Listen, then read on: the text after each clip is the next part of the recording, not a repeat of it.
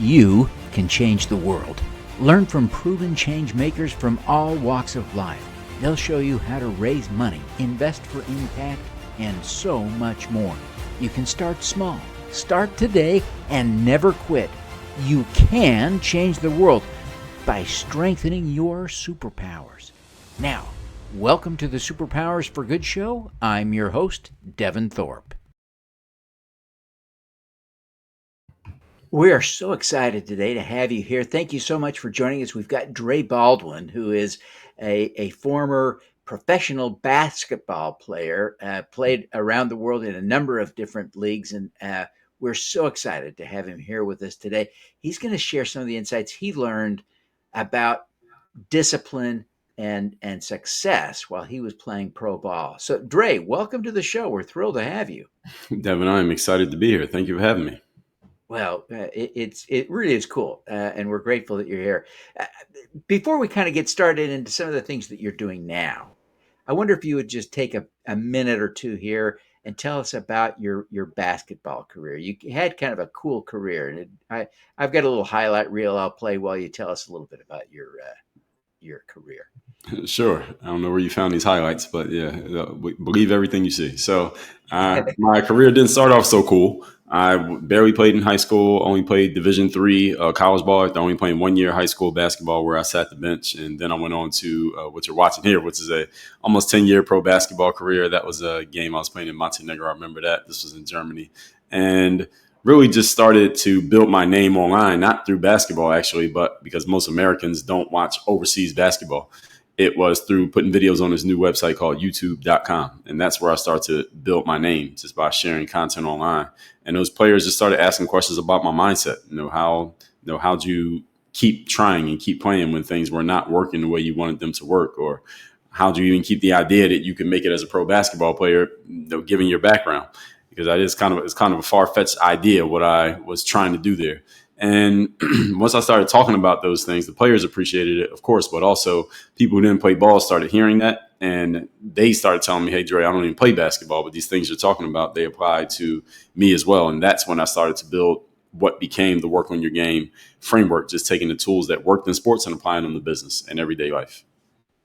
Yeah, and I think they are super relevant to the change maker community that we speak to here at Superpowers for Good, right? We're talking about social entrepreneurs, impact investors, people who are devoting their time, attention, and resources to doing good in the world.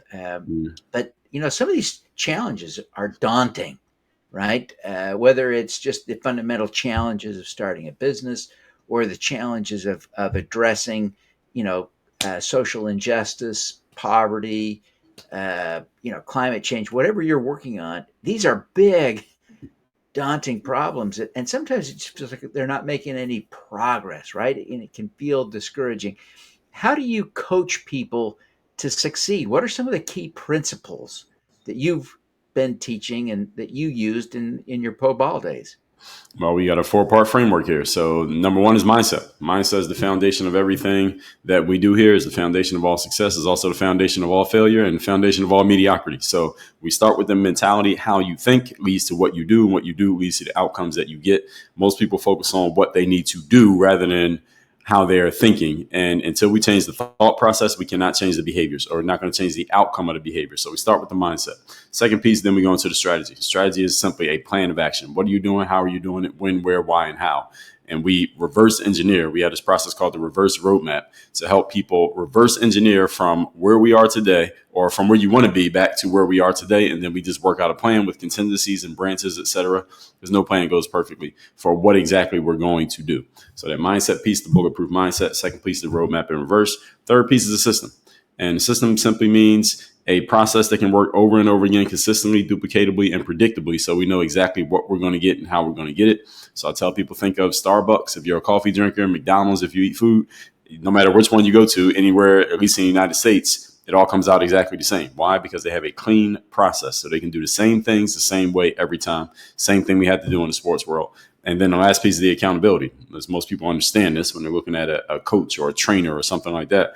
Who's going to hold me accountable to make sure I'm doing what I'm supposed to do? And yes, that's a part of it, Devin. But the other part of accountability is making sure that the process does what it's supposed to do. Because if I have a process and I know I'm following it, but I'm still not getting the result, then that means the process must be held accountable. And we have to make adjustments to the process so they can start producing the outcome that we wanted to produce. So accountability is not just about the people, it's also about what we're doing and how we're doing it. So all of these things come from, again, my background as an athlete, because these are the same tools that help athletes get to the top of the sports world. Now we help people get to the top of their worlds in business, and also help people with their everyday life things, because I'm a firm believer, Devin, that what we do in business bleeds into our non-work time and vice versa. So these are the four pillars of our entire framework these days as it stands.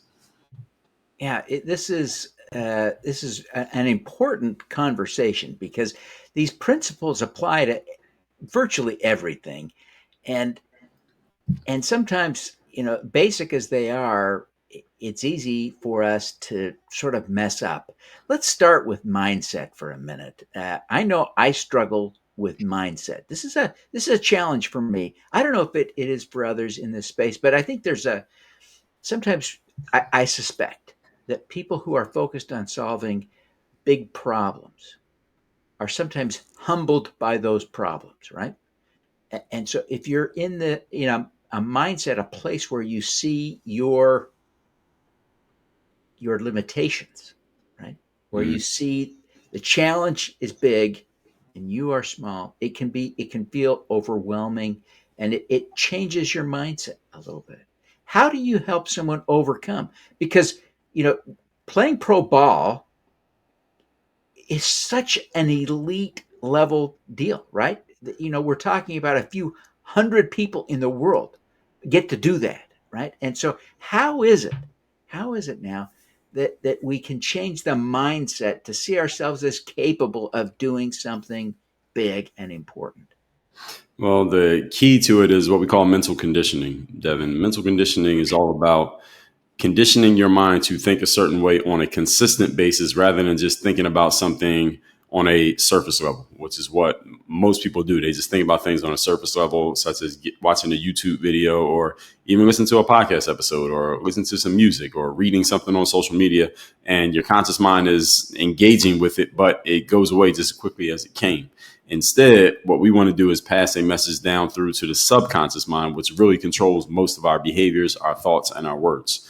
And the only way you get anything into the subconscious mind is through repetition of thought and through emotionalization, which means we have to condition ourselves by giving ourselves similar types of thoughts, ideas, and images over and over and over again. And there's a process that we help people do that with in what we call, again, the mental conditioning process. That's all part of our bulletproof mindset framework. So that really is just a matter of what are you telling yourself every day? What kind of, some people call them affirmations. Napoleon Hill called them auto suggestions, whatever you want to call them. What are you saying to yourself on a daily basis? The challenge for most people, Devin, is that they don't have anything that they're saying to themselves on a daily basis intentionally and consciously. They have things they tell themselves unintentionally. They don't even know they're saying it to themselves, and they're conditioning themselves. And also the things people watch, things we listen to, the things we read, all of those things are conditioning our minds, especially if we keep taking them in over and over and over again. Music, for example, TV, for example, a certain commercial you keep seeing, eventually gets stuck in your head. You can't get it out because you've given it so many times that the subconscious mind believes, okay,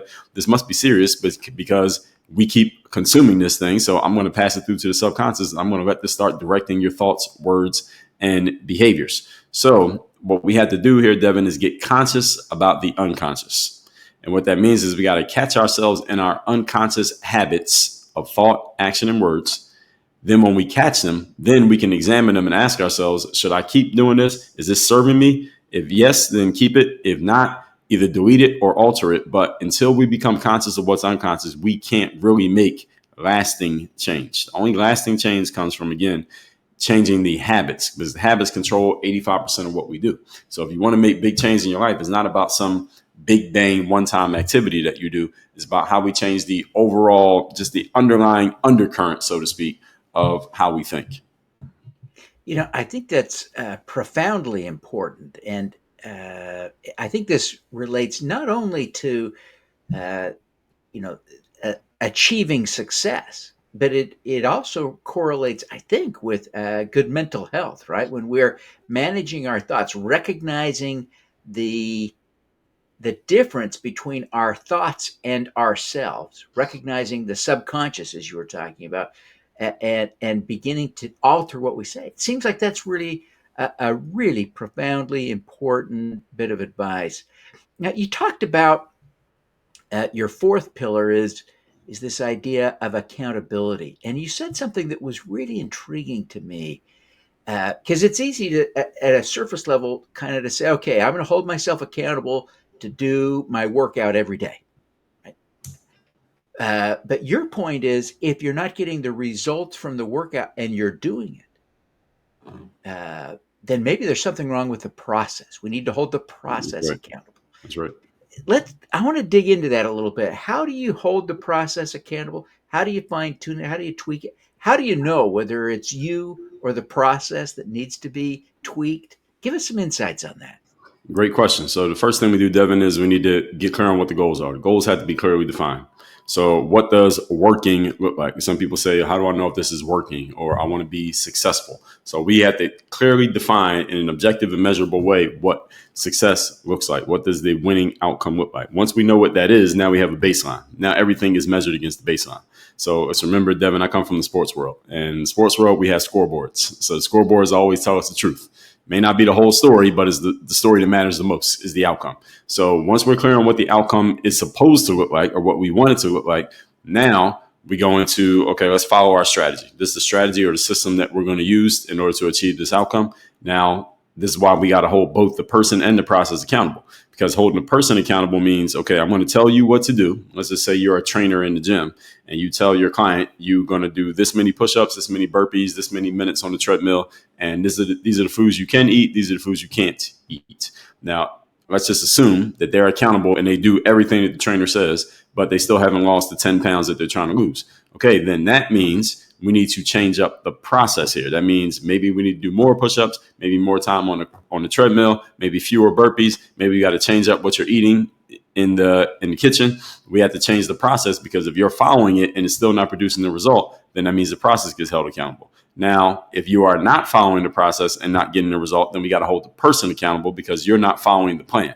Now, the good thing is, once we find a strategy that actually works and we know that it works, then we can systematize it to where we can duplicate it and do it over and over again, and we know it's going to produce a specific result. Now, fitness may not be the best example because every human body is unique and it depends on what goals people have and if those goals are realistic. But this is why you need to work with an expert who can say, okay, yes, you can lose 10 pounds in a month, but losing 50 pounds in a month might be a little bit of a stretch. So let's start with 10 a month and let's work for 5 months. So it depends on the person specifically and where they're at and what they need. I was actually just on a call with somebody today they're trying to get to earning $20,000 a month. Right now, they're averaging about $8,000 or $9,000 a month. And they asked me, do I believe it's possible they can get there in a year? And I said, yes, because you're already at 8 or 9. We just got to figure out which pieces to put some lighter fluid on, as opposed to if you were at 0 and just starting the business, because you get to 20, maybe, but it'll be a little bit harder because we don't know what we're working with. Does that make sense? Yeah, it's great insights. Well, Dre, I really appreciate that. And we're going to take a quick break here, folks. But we're here today with Dre Baldwin, who is a professional athlete, retired professional athlete, played basketball, and is now the author of a series of books and does a lot of coaching and speaking. A phenomenal guy. We're going to come back in a minute and talk to Dre about his superpowers. So stick around. You don't want to miss this. Learn why you should make money from your impact crowdfunding investments at the free Super Crowd Hour webinar. Earn rewards just for attending.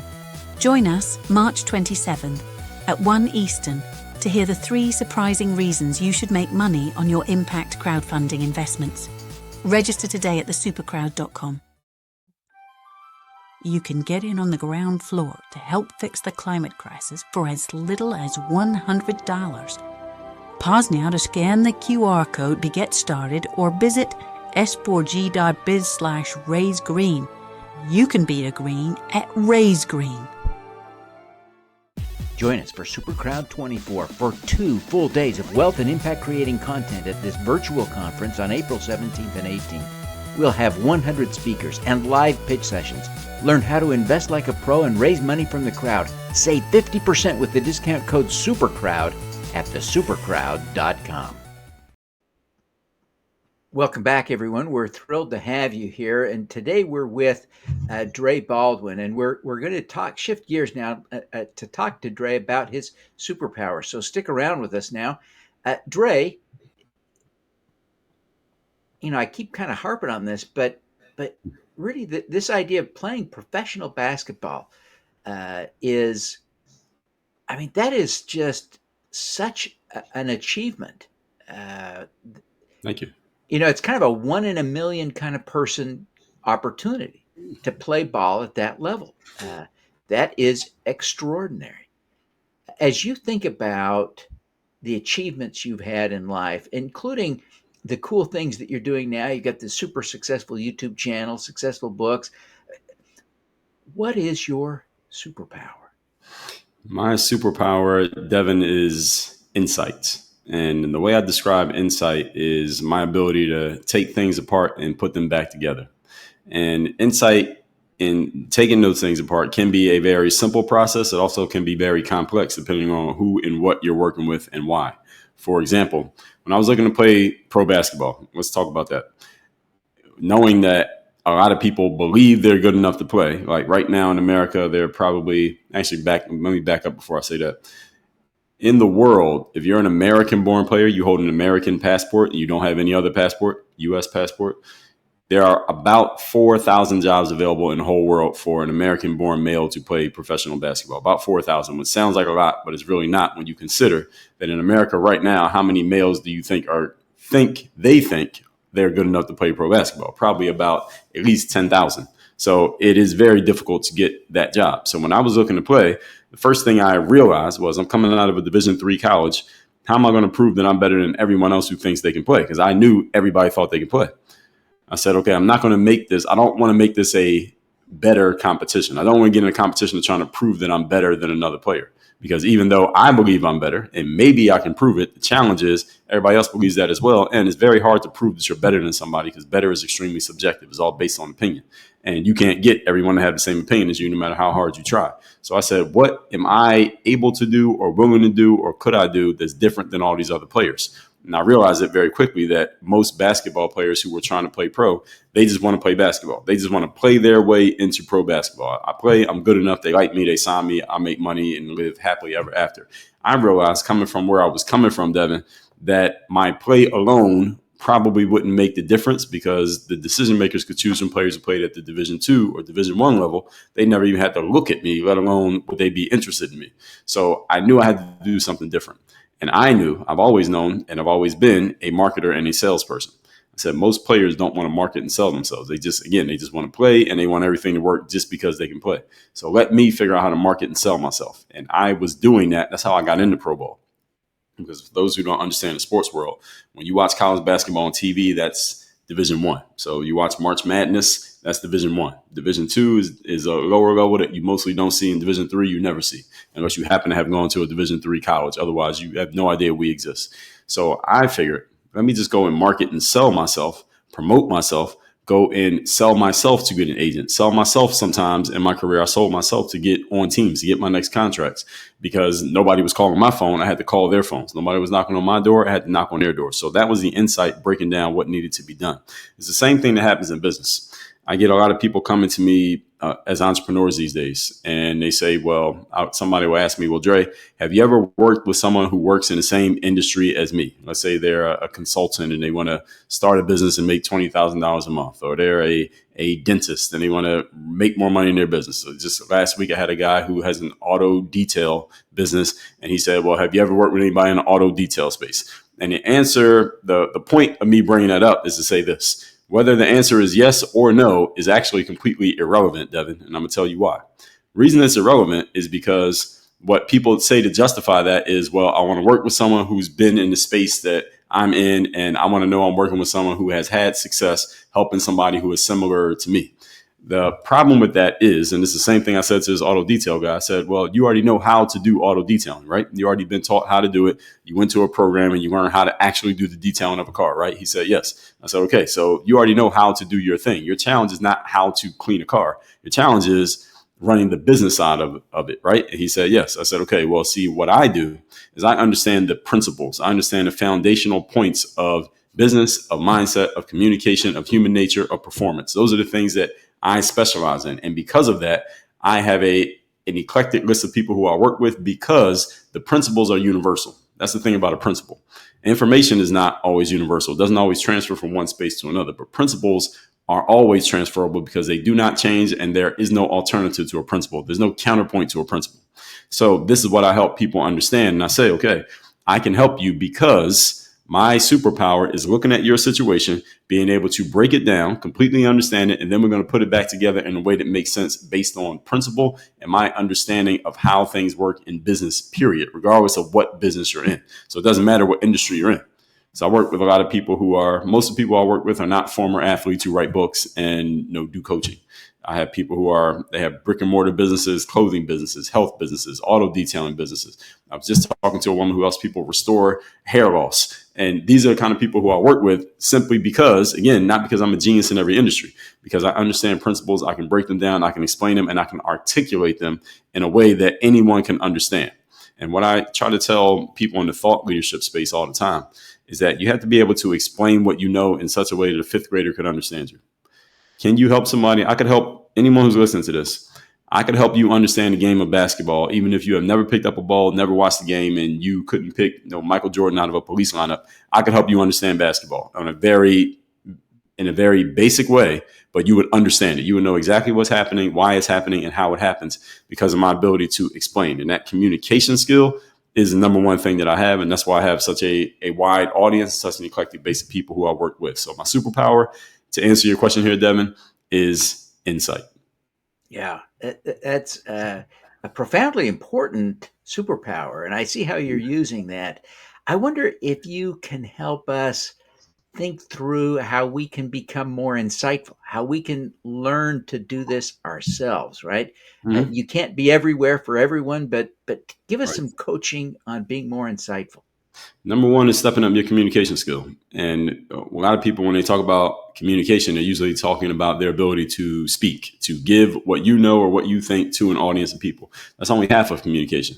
The other half is your ability to observe, to listen, to watch, to notice what is not being said, to notice how things are being said. All of that listening is part of your communication skill. Because if you're not listening, you can't really help another person because you don't know what they really need because you're not listening. You're only giving, but you're not receiving. So you have to be able to listen.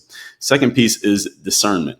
And discernment simply means your ability to solve unsolved mysteries, is to find out what's actually going on as opposed to what you're being shown. And this is where a lot of people get tripped up because they will just believe what they see on the surface. And human beings, we have a limitation in that we can only pay attention to or focus on one thing at a time. And we tend to accept things as they are shown to us because we don't have the mental capacity to focus deeply on every single thing and question everything that we see to wonder, is this really what's happening? Or is somebody kind of pulling the wool over my eyes? Now, I'm a human as well, so I don't have the ability to focus on everything at the same time. But what I am focused on is whoever I'm talking to, whoever I'm working with, and I'm able to discern what they really need as opposed to what they say. So, Devin, I'm sure in your background, you talk to people who come to you saying that I need A, B, and C. But when you actually find out what they're doing, you realize what they actually need is D, E, and F. It's not A, B, and C. A, B, and C is just a symptom, but the real problem is D, E, and F.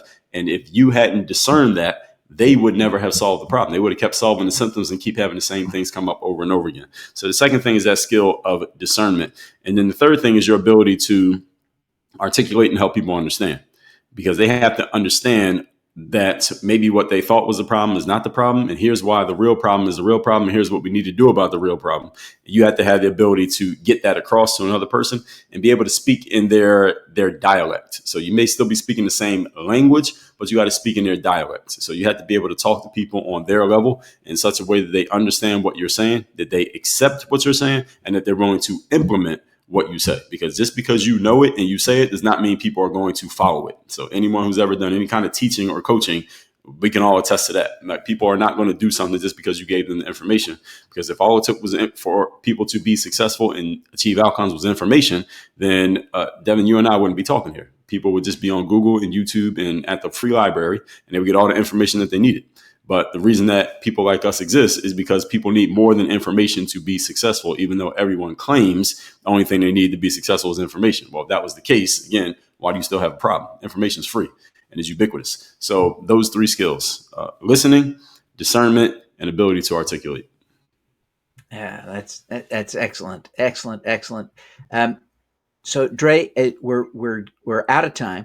Take 10 seconds. Tell people how they can learn more and connect with you. Workonyourgameuniversity.com, and you can find me on every social media platform. Fantastic. Dre, thank you so much for taking the time to be with us. We wish you every success in the great work that you're doing, helping people become more successful and achieving more good in the world. Thank you. Appreciate the opportunity. All righty. Let's do some good.